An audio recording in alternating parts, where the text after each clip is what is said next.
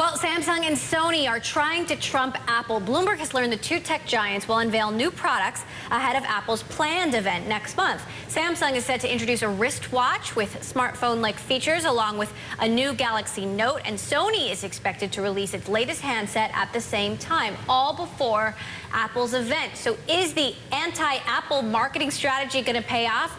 Jeffrey Hayzlett is a Bloomberg contributing editor. He is also the former chief marketing officer for Kodak. He joins us now from our studios in New York. So I suppose you could call it anti-Apple in some ways, but really they're just trying to get a jump on the competition. Jeff, is this a good move? It's a brilliant move on their part. In fact, I want to take a line from the old Marsha Brady, when it used to be Marsha. For so long, we've talked about Apple. And what they've done is they've made themselves at the forefront of this whole debate and this whole discussion, and they've really trumped Apple. They're saying, hey, look, when Apple comes out with this product, because we've already pre-announced, you're now going to have to make the comparison. And that's what we're doing right here, right now. It's a brilliant move. They're sitting in a war room right now trying to figure out how can every time Apple goes out and say something, they have to bring up the name Samsung or the name Sony or something about the Android phones. I mean, Android is 79% of the smartphone market. They're the 800-pound gorilla right now, and these guys are trying to claim their fair share.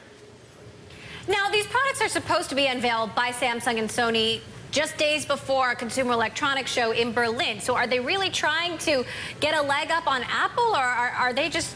is this just the timetable that they have to follow? Well, it is part of their timetable, but it's a very, very planned out maneuver on their part. What they're trying to do is take away all the media buzz and all the shine that Apple has had for so long. And when you look at it, most people, are 79%, are using the Android platform. And these guys, like, say, Samsung, is 34% of that particular market. So they've got a pretty good chunk of the overall smartphone market. And what they're trying to do is, again, preempt them so that every time someone comes out and says something about Apple, they're going to say, hey, but what about Samsung's phone? How does it compare? So, and I thought this was a great point. Someone tweeted me earlier and said, Jeff, they're really getting in the comparison charts, and I thought that was brilliant, and that's what we're starting to see here now. How much would you say Apple has to worry about? Should Apple be worried? Oh, I think they always have to be worried. You have to be worried about any competition. This is a game, and this is playing for high stakes. I love to watch battles like this, where, again, like where someone's sitting in here trying to preempt, trying to figure these guys out. What flanking maneuver are you trying to do? This is the kind of discussion that's going on in that boardroom right now, at least in the chief marketing officers' rooms, and then inside the boardroom itself. What are we doing to make sure that we're number one? What are we making sure to take away market share? Because you've seen that even though Apple's got more numbers they're shipping, they've lost some of the market share overall in smartphones.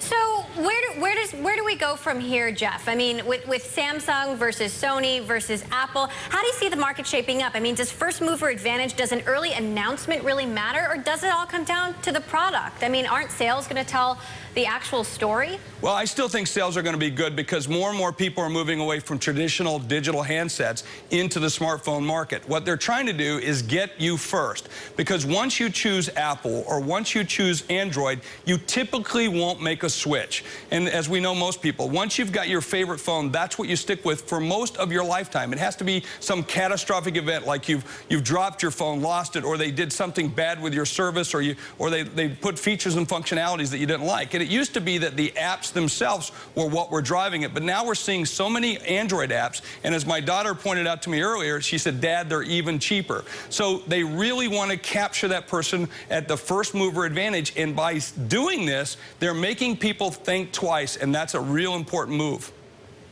All right, Bloomberg contributing editor Jeffrey Hayzlett, thanks so much for joining us today from New York.